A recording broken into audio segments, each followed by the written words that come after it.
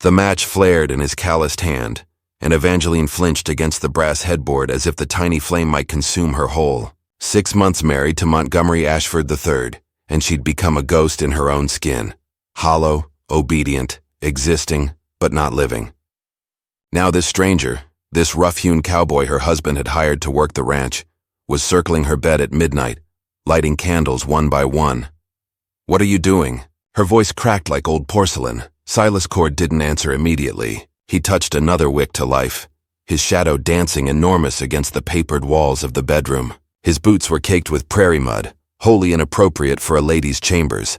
But Montgomery was away in Boston on business, always away on business, and the household staff had retired hours ago. "Your husband paid me to break horses," Silas said finally, his drawl thick as molasses. "But I ain't blind, Mrs. Ashford. You're the one that needs breaking free." Evangeline's breath caught. She'd been bartered like cattle 6 months prior, her father's gambling debts erased in exchange for her hand to Montgomery, a man 3 decades her senior, who collected beautiful things the way children collected stones. She was 19, displayed like fine china, spoken to in the same tone one might use with a house cat. Montgomery touched her twice monthly with clinical efficiency, then returned to his ledgers. "You shouldn't be here." She pulled her nightdress tighter, though it covered her throat to wrists to ankles, white cotton that felt like a burial shroud. Silas lit the 7th candle. "You shouldn't be dying inside that skin." How did he know? Evangeline had perfected her smile, her posture, her empty morning pleasantries. She poured Montgomery's coffee with steady hands, read poetry in the parlor, embroidered pillowcases she'd never sleep on. Perfect. Hollow. Dead. "I saw you yesterday," Silas continued.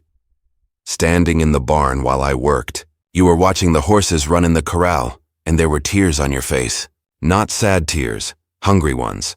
The observation struck her like a physical blow. She had been hungry, starving for something she couldn't name. The horses had moved with such wild freedom, their hooves thundering against packed earth, manes flying. She'd wanted to run with them, to feel her own heartbeat, to remember what desire felt like before it was trained out of her. "My husband would dismiss you for this impertinence." "I expect he would." Silas lit 2 more candles. The room glowed now, warm and alive. Nothing like the cold gaslights Montgomery preferred. "But he ain't here, and you asked me a question 3 days ago in the garden. You remember?" Evangeline did remember. She'd been cutting roses, and Silas had been mending fence nearby. She'd asked him what it felt like to be free, to go where he wanted, to answer to no one. He'd looked at her with those storm-gray eyes and said, "Come riding with me sometime, and I'll show you." She'd fled inside like a frightened rabbit. Now he stood at the foot of her bed, 11 candles burning around her like a ritual. "I'm answering that question, Mrs. Ashford. Tonight, if you'll let me, I'm gonna make you feel real again." Evangeline's fingers twisted in the bedsheets, her knuckles white as bone china. "This is madness. You're a ranch hand. I'm a property?" Silas finished, his voice sharp as a blade. "That what you were gonna say?" The word hung between them, ugly and true. She was property, transferred from her father's household to Montgomery's with a signature and a loveless ceremony in the Presbyterian church. Her wedding dress had cost more than most families earned in a year, and she'd felt like a corpse being prepared for viewing. "I can't." But even as she spoke, something stirred beneath her ribs, something that had been dormant so long she'd forgotten its name. Hope, maybe. Or rage. Silas moved to the window, drawing back the heavy damask curtains. Moonlight spilled across the floor, silver and wild. "You know what I see when I look at you, Mrs. Ashford? A woman who's forgotten how to breathe. Your husband keeps you in this house like a painting, something pretty to show off at dinner parties, but you ain't a painting.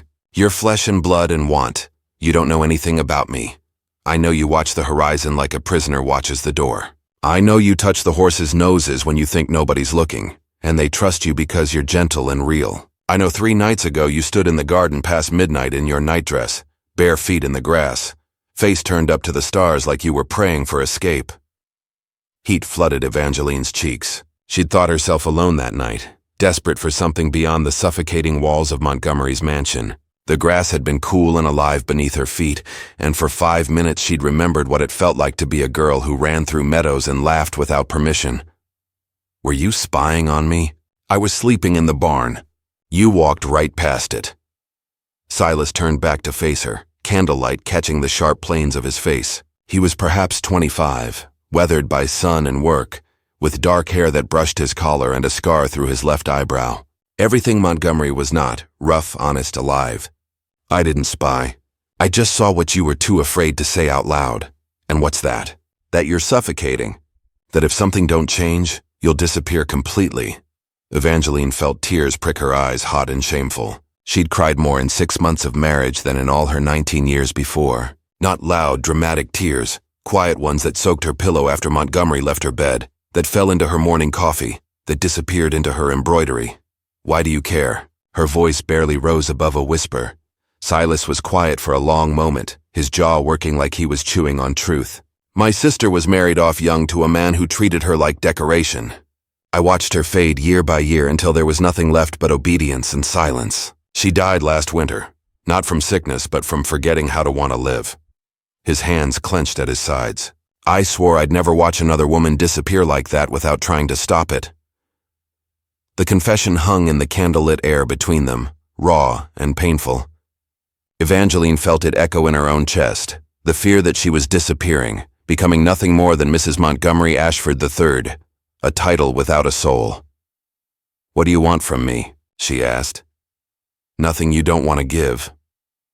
Silas moved closer, stopping at the edge of the carpet, respecting the boundary of her space. But I want to remind you what it feels like to choose something for yourself. Not because your father demanded it or your husband expects it, but because you want it.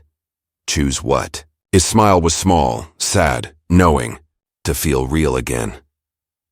Evangeline stared at Silas in the flickering candlelight, her heart hammering against her ribs like a wild bird. Every lesson in propriety, every rule drilled into her since childhood, screamed that she should call for help, should dismiss this insolent cowboy, should remember her place as Montgomery's wife. But those same rules had built her cage. How? The word escaped before she could stop it, small and desperate. How do I feel real again when everything I am belongs to someone else? Silas exhaled slowly, some tension leaving his shoulders. First, you remember your own name. Not Mrs. Ashford, your real name. The one your mother called you before you learned to be quiet and ornamental. Evangeline. She said it like a foreign word, strange on her tongue. Evangeline Rose Bancroft. Not the Bancroft anymore, she reminded herself bitterly. That girl had died 6 months ago. Evangeline. Silas repeated it, and somehow in his rough drawl it sounded different. Not like property being inventoried, but like something precious. When's the last time somebody asked what you wanted, Evangeline? Not what was proper or expected. What you wanted. The question struck her speechless. Montgomery never asked. He informed her of dinner menus, social engagements, which dress she should wear. Her father had been the same, directing her life like a chess piece until he'd sacrificed her to pay his debts. I don't remember, she admitted, and the truth of it made her chest ache. Then I'm asking now. What do you want right this minute? Evangeline looked around her bedroom, the expensive wallpaper she'd never chosen, the heavy furniture that made the space feel like a mausoleum, the portrait of Montgomery's mother, glaring from above the fireplace. Everything oppressive, everything chosen by someone else. She hesitated, unused to speaking desire aloud. I want to leave this room. I want to feel the night air. I want to run until my lungs burn. I want to scream so loud the windows shake. The words tumbled faster now, confession spilling from some locked place inside her. I want to be improper and wild and alive. I want to matter, not just exist. Her voice broke. I want to be more than a beautiful thing he shows his business associates. Silas nodded slowly, and there was approval in his storm-gray eyes. Then get dressed. Not in any of those fancy contraptions. Find something simple. Boots if you have them. Meet me at the kitchen door in 5 minutes. Where are we going? Somewhere you can remember how to breathe. He moved toward the door, but Evangeline's voice stopped him. Why are you risking your position for this, for me? Silas looked back, and in the candlelight she saw something fierce and honest in his expression. Because you deserve to feel alive, Evangeline, and because some things matter more than a job. He touched the brim of his hat. 5 minutes. Then he was gone, his boots quiet on the hallway runner, leaving her alone with 11 burning candles and a choice that felt both terrifying and essential. Evangeline's hands shook as she climbed from the bed, The nightdress pooled around her feet, and for a moment she stood frozen, decades of conditioning warring with the wild hope surging through her veins. Good wives didn't sneak out at midnight. Good wives didn't entertain rough cowboys in their bedrooms. Good wives accepted their circumstances with grace and silence. But good wives, she realized with sudden crystalline clarity, slowly died inside. She moved to her wardrobe, pushing past silk and taffeta until she found a simple day dress in dark blue cotton, the plainest thing she owned. Purchased for a charity visit to the poor district that Montgomery had ultimately canceled, she'd never worn it. There were boots too, practical leather ones she'd bought with the vague idea of walking the property. Before she'd learned that ladies didn't walk, they took carriages. Evangeline dressed quickly, her fingers clumsy with unfamiliar buttons after months of having a lady's maid handle everything. She plaited her auburn hair into a simple braid, foregoing pins and ribbons. In the mirror, she looked younger, less polished, more like the girl she'd been before. She blew out the candles one by one, watching smoke curl in the darkness. Then, barefoot despite the boots, she crept down the servants' stairs toward the kitchen, toward whatever freedom Silas was offering, toward the terrifying possibility of feeling real again. The kitchen was dark, except for moonlight streaming through the windows, silvering the copper pots hanging from ceiling hooks. Evangeline's bare feet made no sound on the cool flagstones as she slipped through, her boots clutched in one hand. Her heart hammered so loudly she was certain it would wake the cook sleeping in her quarters off the pantry. Silas waited at the back door, a dark shape against the glass. He'd found a canvas jacket somewhere, worn and practical, and he held it out to her without a word. Evangeline took it, grateful. The night beyond the door looked vast and cold and exhilarating. "You came," he said quietly. "I almost didn't." Evangeline pulled on the boots, lacing them with shaking fingers. The leather was stiff and uncomfortable, nothing like her delicate house slippers. She loved them immediately. I sat on the stairs for 2 minutes trying to remember why this was wrong. And I couldn't think of a single reason that mattered more than feeling alive. Silas's smile was like sunrise. "Then let's go before you remember propriety." He opened the door, and night air rushed in, cool and sharp with the promise of autumn, carrying scents of prairie grass and distant rain. Evangeline inhaled deeply, filling lungs that had breathed nothing but perfumed parlor air for months. The sky above stretched infinite and star-scattered, impossibly vast after the confining ceilings of Montgomery's house. They moved quickly across the yard, past the formal gardens toward the barn. Evangeline's skirts caught on rose bushes and she didn't care. The grass was damp with dew, soaking her hem, and she didn't care. Every step away from the house felt like shedding weight, like remembering how her own legs worked. In the barn, Silas lit a single lantern, keeping the flame low. Horses shifted in their stalls, curious at the midnight disturbance. The smell was rich, hay and leather and animal warmth, and Evangeline breathed it in like perfume. "Can you ride?" Silas asked, moving to a chestnut mare in the nearest stall. "I could once. Before Montgomery decided riding was too dangerous, too unfeminine, too likely to result in wind-blown hair or flushed cheeks. Before she'd become a decorative object, it's like breathing, you don't forget." Silas saddled the mare with efficient movements, then let her out. "This is Copper. She's gentle, but she's got spirit. She'll take care of you." The mare's dark eyes regarded Evangeline with intelligent curiosity. Evangeline reached out tentatively, touching the soft nose, and Copper whickered approval. Something cracked open in Evangeline's chest. This simple exchange of trust, creature to creature, no performance required. Silas saddled a larger bay gelding for himself, then led both horses outside. The prairie stretched beyond the ranch buildings, rolling and dark under the moon. Somewhere a coyote called, wild and lonesome. Evangeline felt the sound resonate in her bones. "Where are we going?" she asked. "There's a place about 2 miles out, a meadow by the creek. It's far enough from the house that you can scream if you want. Nobody but the stars will hear." Silas cupped his hands to help her mount. Evangeline hesitated, looking back at the house. Her prison, her safety, her death by slow suffocation. Light glowed in one upstairs window where she'd left candles burning. From here it looked almost welcoming, but she knew better. She put her boot in Silas's hands and let him lift her into the saddle.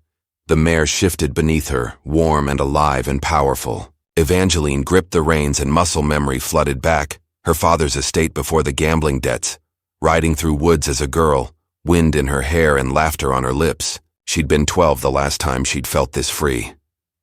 Silas mounted his gelding in one smooth motion, then looked at her with a question in his eyes. "Ready?" Evangeline nodded, not trusting her voice. Her throat was tight with emotion she'd forbidden herself for months. Fear and excitement and desperate. Fragile hope. "Then let's ride." He urged his horse forward and Copper followed without prompting. They walked at first, careful and quiet until they'd cleared the ranch grounds. Then Silas looked back at her, grinned wild in the moonlight, and kicked his gelding into a gallop. Evangeline didn't hesitate. She pressed her heels to Copper's sides, and the mare leaped forward like she'd been waiting for permission. Wind slapped Evangeline's face, stole her breath, whipped her braid behind her. The prairie flew beneath pounding hooves, and she leaned forward, trusting the horse, trusting the night, trusting herself. She was alive. God help her, she was alive. The meadow by the creek was a secret place, hidden in a fold of land where cottonwoods grew thick and wild. Water sang over stones, and the grass grew tall enough to brush Evangeline's waist when she dismounted. Her legs trembled, partly from the ride, partly from the enormity of what she'd done. She'd left her husband's house in the dead of night with another man. The scandal would be ruinous if anyone discovered. She couldn't bring herself to care. "How did you find this place?" Evangeline asked, her voice breathless. Her braid had come half undone during the ride, auburn hair escaping in wild tangles around her face. She probably looked disastrous. She felt magnificent. "Been sleeping in the barn since Montgomery hired me 3 weeks ago." Silas tied the horses to a low branch where they could graze and drink. "I explore when I can't sleep. Found this place my second night and I thought..." He paused, turning to face her. "I thought it seemed like the kind of place a person could be honest. No walls, no windows, no one watching." Evangeline understood immediately. She walked to the creek's edge, kneeling to touch the water. It was cold enough to shock, real enough to anchor. She pressed her wet fingers to her face, felt them slide down her cheeks like the tears she'd been holding back. "I used to know who I was," she said quietly. "Before Father lost everything at cards, before Montgomery bought me like one of his racehorses. I had dreams, ridiculous, impossible dreams. I wanted to study medicine in Boston. Can you imagine? A woman physician." She laughed, bitter and broken. "My father laughed too when I told him. Said I'd marry well and be grateful for it." "What happened to those dreams?" Silas asked, coming to stand beside her. "I buried them." Evangeline stared at her reflection in the dark water. She barely recognized the woman looking back. Too pale, too refined, all the wildness trained out of her. "I buried everything that made me Evangeline and became Mrs. Ashford, the perfect wife. The beautiful ornament, the thing he shows at parties to prove his wealth and good taste. Does he hurt you?" The question was carefully neutral, but she heard steel beneath it. "Not with his hands." Evangeline stood, wrapping her arms around herself. "He's never struck me, never raised his voice. He's just absent. Present in body twice monthly to fulfill his marital obligations, but absent in every way that matters. I could disappear tomorrow and I think he'd only notice if it inconvenienced his social calendar." Silas was quiet for a long moment, the only sounds the creek's babble and horses tearing grass. Then, "My sister's name was Ruth. She married at 17 to a banker in Kansas City. He treated her like a doll, dressed her up, showed her off, never asked her opinion about anything. She wrote me letters the first year, and I could watch her disappearing line by line. The handwriting got smaller, the sentences got shorter. The last letter was 3 lines long. 'I'm fine. Tell Mother I'm fine. Please don't worry.' She died 3 months later. They said it was pneumonia, but I think she just stopped fighting to breathe." Evangeline's hand found his arm, gripping tight. "I'm sorry. I'm sorrier that I didn't do something sooner. That I didn't ride to Kansas City and drag her out of that house. Scandal be damned." He turned to face her fully, and in the moonlight his expression was fierce. "That's why I lit those candles tonight, Evangeline. Because I saw you fading the same way and I couldn't stand by and watch it happen again. Call it presumptuous, call it inappropriate, but I won't apologize for trying to remind you that you're alive. Thank you." The words felt inadequate for the enormity of what he'd given her. This stolen night. This remembered freedom. This proof that she still existed beneath the polished surface. "Thank you for seeing me. How could I not?" His voice roughened. "You're the realest thing in that whole godforsaken house." Something shifted between them, a charge in the air like the moment before lightning strikes. Evangeline was suddenly aware of how close they stood, how her hand still gripped his arm, how her heart was racing for reasons that had nothing to do with the ride. She should step back. She was a married woman. This was already scandalous beyond repair. Instead, she stepped closer.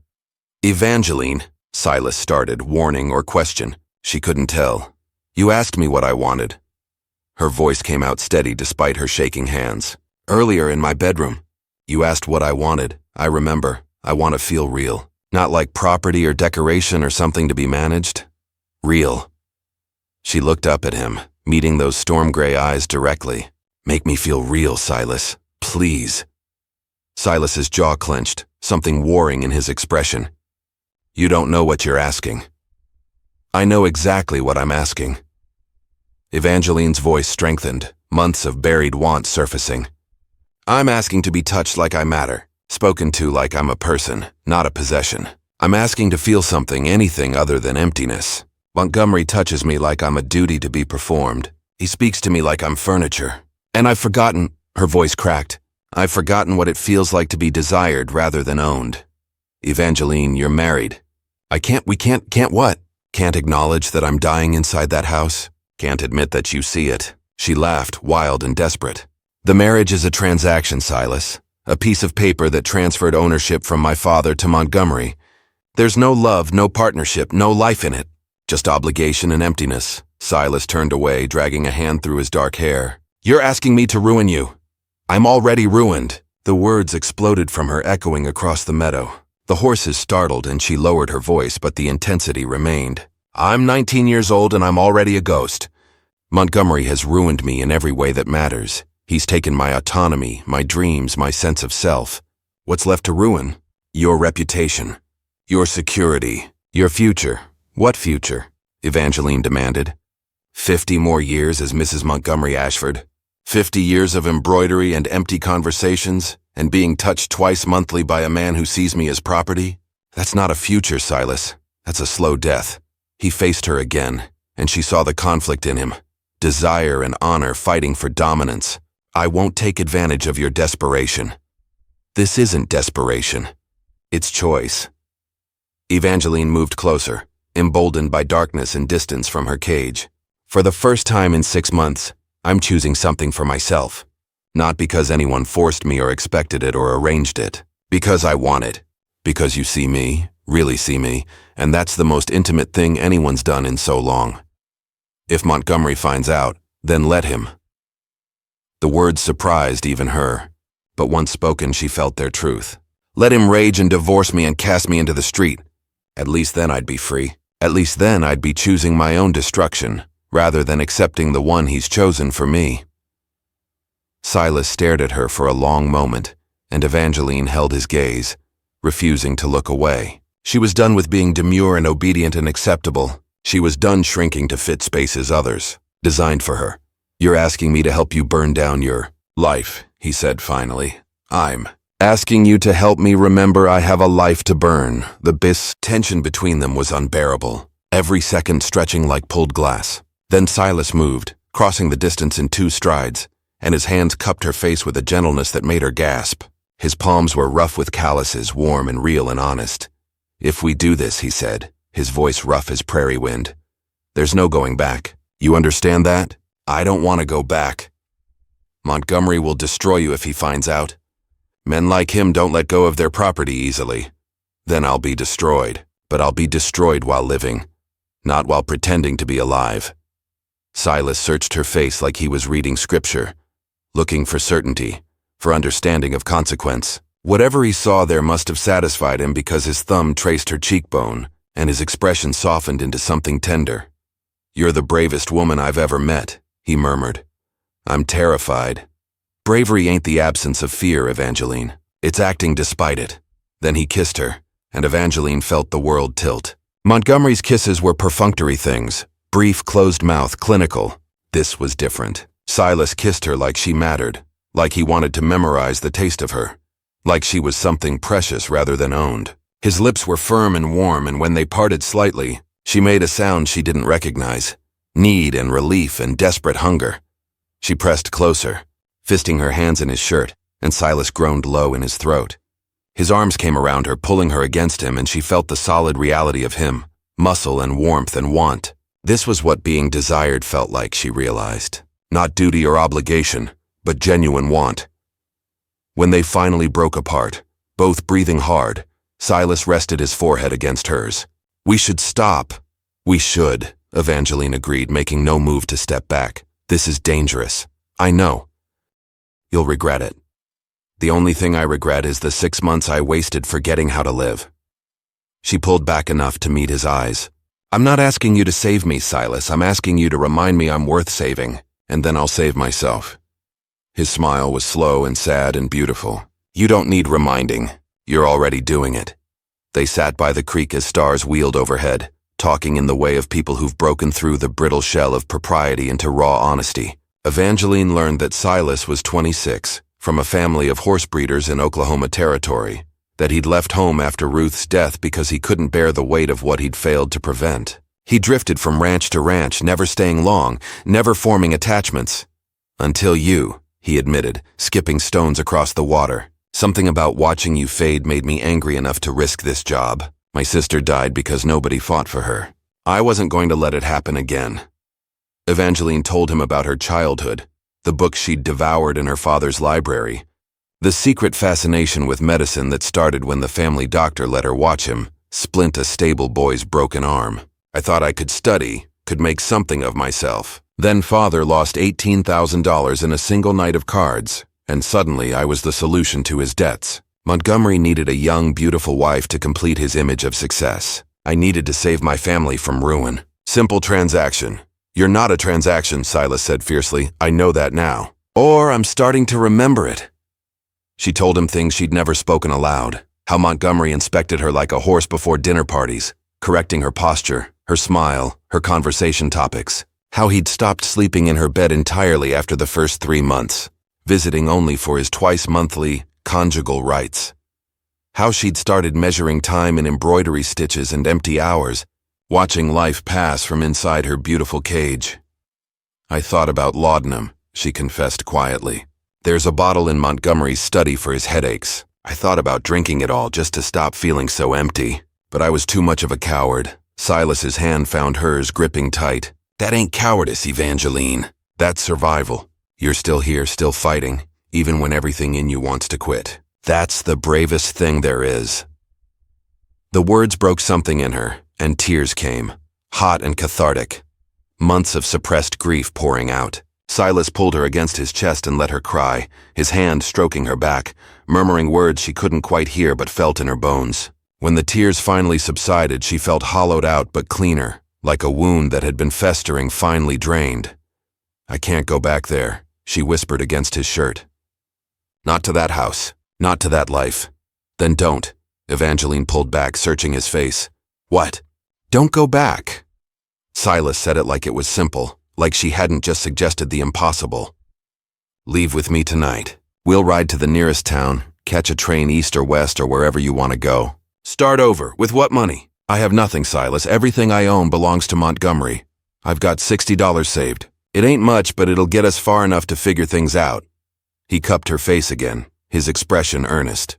"I know I'm asking you to trade one kind of uncertainty for another. I can't promise you comfort or security or anything like what you've had, but I can promise you freedom and respect and a life where you get to choose." Evangeline's heart hammered against her ribs. He was offering escape, real, tangible escape, and it terrified her more than staying. At least in Montgomery's house, she knew the shape of her prison. The world beyond was vast and unknown and full of dangers she couldn't name, but it was also full of possibilities. "Montgomery would hunt us," she said.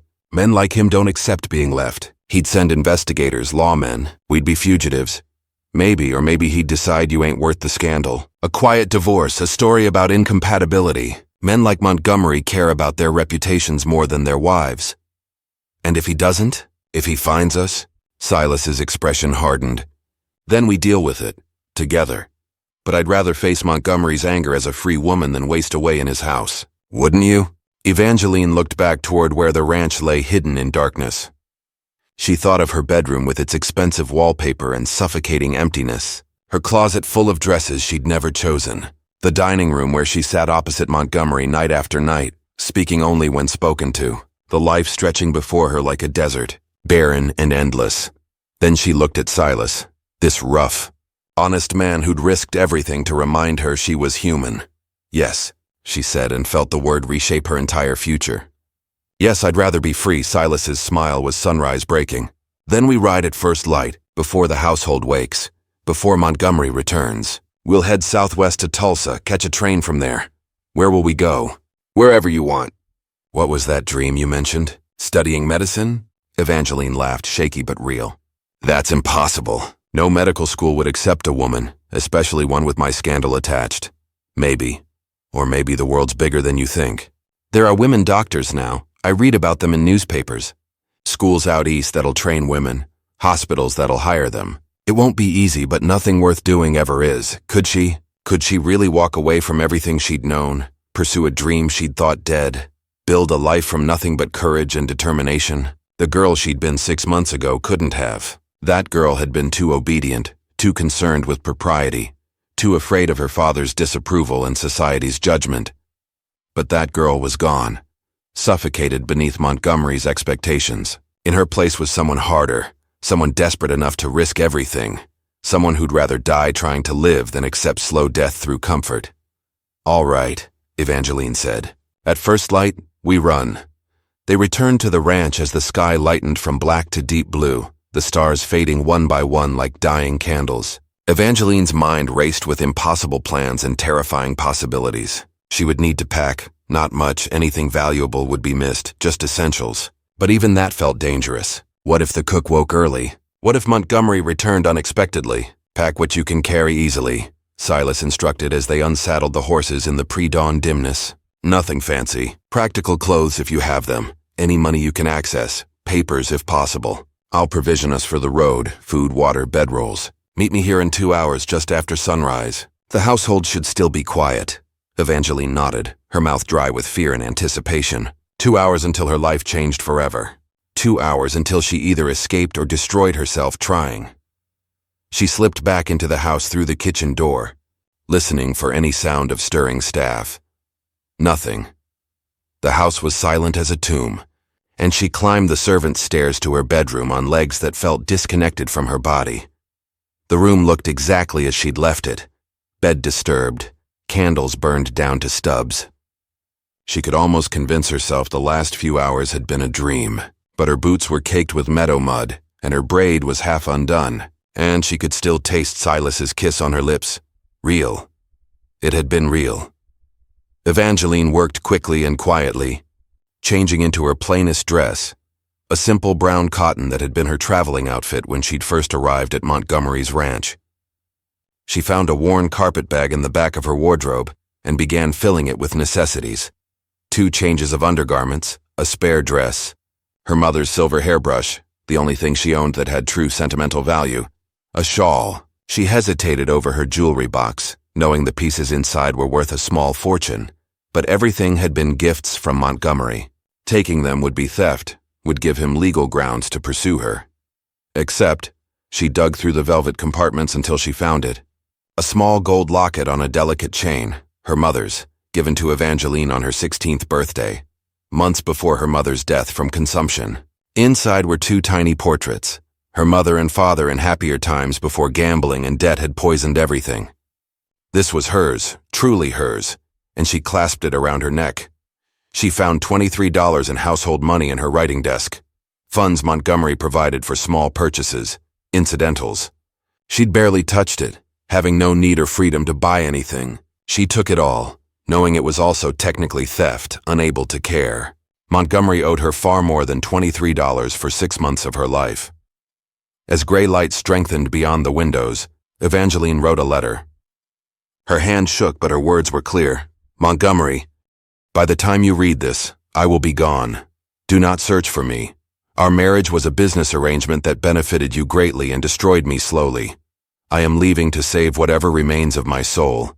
I have taken nothing but what was mine before our marriage and minimal household funds. Consider it payment for services rendered as your decorative wife. Do not mourn me. You never knew me well enough to mourn. Evangeline. She left the letter on his pillow in the master bedroom he'd long since stopped sharing with her. Then she took her carpetbag, cast one final look around the prison that had been her home, and walked out. The barn smelled of hay and horses and freedom. Silas was already there, 2 horses saddled, supplies lashed behind. He'd changed into clean trail clothes, and his saddlebags bulged with provisions. When he saw her, his expression softened with relief. "Thought you might change your mind," he admitted. "I thought about it." Evangeline set down her bag. "For about 3 seconds. Then I remembered what breathing felt like last night." Silas smiled and moved to secure her carpetbag to Copper's saddle. "We'll ride hard for the first few hours, put distance between us and the ranch. Once we're clear, we can slow down, travel more carefully. With luck, they won't discover you're gone until midday. And then? Then we stay ahead of whatever comes after." Evangeline knew she should be terrified. She was about to become a runaway wife, a scandal, potentially a fugitive if Montgomery chose to pursue legal action. Everything she'd been raised to value, reputation, security, respectability, she was throwing away for an uncertain future with a cowboy she'd known 3 weeks. But when Silas helped her mount Copper, his hands steady and warm on her waist, she felt nothing but certainty. They rode out as the sun broke over the horizon, painting the prairie gold and pink. Evangeline didn't look back at Montgomery's ranch. That life was over, dead as the girl who'd walked down the church aisle 6 months ago in a dress that cost a fortune. The woman riding toward the rising sun was someone new, someone who'd chosen freedom over safety, uncertainty over slow suffocation. Someone who'd decided her life was worth fighting for. They rode for 3 hours before stopping to rest the horses. Silas found a sheltered spot near a stream, and they dismounted to water the animals and eat hardtack and dried beef from his supplies. "How you holding up?" Silas asked, watching her with concern. Evangeline realized she was smiling, genuinely smiling, for the first time in months. "I'm exhausted and terrified and exhilarated. I feel like I've been holding my breath underwater and finally broke the surface. Any regrets?" She thought about Montgomery discovering her letter, the cold fury that would consume him. She thought about the scandal that would erupt, the whispers in parlors, her father's rage. She thought about everything she was leaving behind: comfort, security, the protection of wealth and status. "None," she said firmly. "Whatever happens now, at least it's happening to me by my choice. That's worth everything." Silas pulled something from his saddlebag, a worn newspaper, weeks old. "I've been reading about women doctors. There's a medical college in Philadelphia that accepts women students, and one in Boston. It won't be easy. You'll face prejudice, resistance, people telling you it's impossible, but it's possible," Evangeline finished, taking the newspaper with trembling hands. "It's actually possible. If you want it. If you're willing to work for it." Evangeline looked at the newspaper, at the article describing women who'd defied convention to pursue medicine. Dr. Elizabeth Blackwell, Dr. Ann Preston, Dr. Rebecca Lee Crumpler. Women who'd faced mockery and discrimination and had persisted anyway. "I want it," she said. "I want to study, to learn, to do something meaningful with my life. I want to be Dr. Evangeline Bancroft." She paused. "Not Ashford. Never Ashford again. I'm taking back my father's name, the one I had before Montgomery bought me."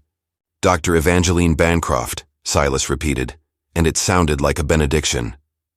"I like it." They mounted again and continued southwest, following the sun toward Tulsa and the train that would carry them east. As they rode, Evangeline felt the weight of 6 months of captivity lifting like morning fog. Her muscles ached from hours in the saddle, her face burned with sun, and uncertainty stretched before her like an uncharted map. She had never felt more alive. They reached Tulsa 3 days later, dusty and exhausted, but free. The town bustled with commerce, cattle buyers and railroad workers, merchants and travelers heading east or west on the great iron roads that connected the continent. Silas sold his horse for $45, keeping only what they could carry on their backs.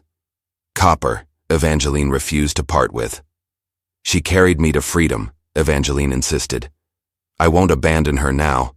So they arranged to board Copper with a livery stable, paying 6 months in advance. When you're settled, the stableman said, send word. I'll ship her wherever you need. The train platform teemed with people from all walks of life.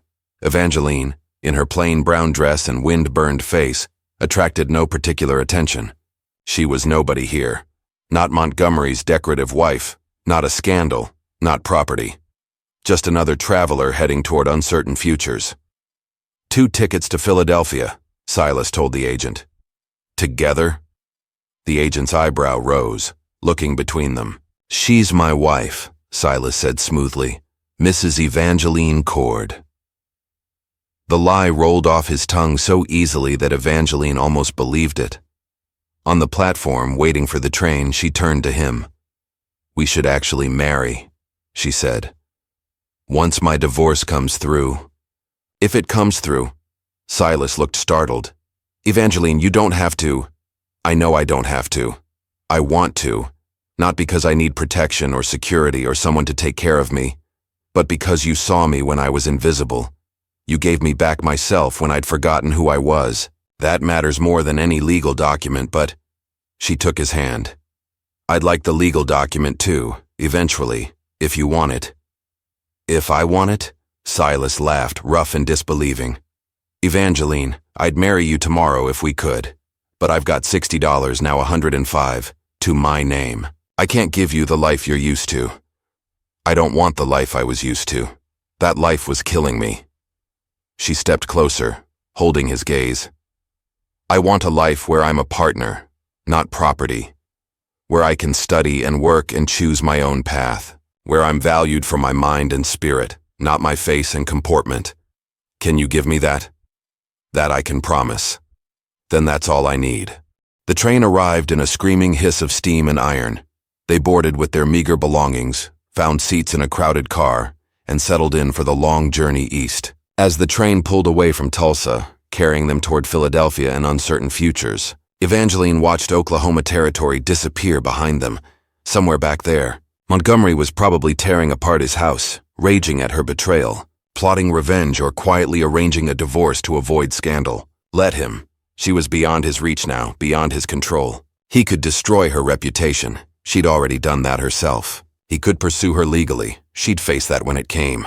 But he could no longer destroy her spirit because she'd taken it back. What are you thinking? Silas asked, his arm around her shoulders in a gesture both protective and companionable. That I spent 6 months dying by inches in a beautiful house, and now I'm alive in a crowded train car heading toward a city I've never seen. Evangeline leaned into his warmth. It's terrifying. And it's perfect. The journey took 5 days. They slept sitting up, ate cheap food at station stops, and talked about everything and nothing. Silas told her about horse breeding, about reading sign on the trail, about the wide open spaces of Oklahoma Territory. Evangeline told him about the book she'd devoured as a girl, about her fascination with the human body's mysteries, about her dreams of understanding disease and healing. You'll make a brilliant doctor, Silas said with such conviction that Evangeline almost believed him. Philadelphia appeared like a promise on the 6th day, massive and bustling and anonymous. They found a boarding house in a respectable but modest neighborhood, taking separate rooms to avoid scandal until Evangeline's legal situation clarified. The next morning, Evangeline presented herself at the Woman's Medical College of Pennsylvania, her mother's locket around her neck, Silas's faith in her pocket like a talisman. The dean of admissions was a stern woman in her 50s, Dr. Rachel Porter, who listened to Evangeline's story with inscrutable expression. Evangeline left out the scandal, mentioning only that she'd left an unsuitable marriage and sought to study medicine. Our program is rigorous, Dr. Porter said. We admit only the most dedicated students. Many women apply seeking escape from difficult circumstances. Few have the fortitude to complete the course of study. I understand. Evangeline met her eyes steadily. I'm not seeking escape, Dr. Porter. I've already escaped. I'm seeking purpose. I've spent months as a decorative object, and I nearly lost myself entirely. Medicine isn't a refuge for me. It's a calling I've denied too long. I'll work harder than anyone.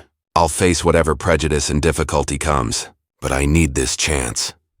Dr. Porter studied her for a long moment. Then she opened a drawer and withdrew an application. Classes begin in January. The tuition is $300 per year, plus books and fees. Can you manage that? $300. Evangeline had $105 between herself and Silas. It might as well have been $3,000. I'll find a way, she said. See that you do. Dr. Porter's expression softened slightly. I was once a young woman with impossible dreams, Miss Bancroft. The world told me women couldn't be physicians. I proved them wrong. If you have half the determination you claim, you'll find your way. Submit your application by December 1st. Evangeline left the college with paper and hope in her hands. $300. She needed $300, and she had 2 months to earn it. She found work at a textile factory. Brutal hours for minimal pay. Silas found work at the shipyards, loading cargo, equally grueling. They worked 12-hour days, lived on beans and bread, saved every penny. In the evenings, Evangeline studied anatomy texts borrowed from the library, preparing for entrance examinations. 6 weeks into their Philadelphia life, a letter arrived from Oklahoma Territory. Evangeline opened it with shaking hands. Mrs. Ashford, your abandonment of our marriage was a humiliation I will not soon forget. However, I have no desire for prolonged scandal. I am filing for divorce on grounds of desertion. Do not return to Oklahoma Territory. You are dead to me and mine. Our business is concluded. Montgomery Ashford III. Evangeline read it twice, then handed it to Silas. I'm free, she whispered. Legally, officially free. They married 3 days later in a simple civil ceremony, with 2 factory workers as witnesses. No white dress, no church, no pretense. Just honest vows between 2 people who'd saved each other. I promise to be your partner, Silas said, sliding a simple brass ring onto her finger. To support your dreams, to respect your choices, to love you not as property, but as the remarkable woman you are. I promise the same, Evangeline replied, tears streaming down her face, happy tears this time. To build a life with you, not for you.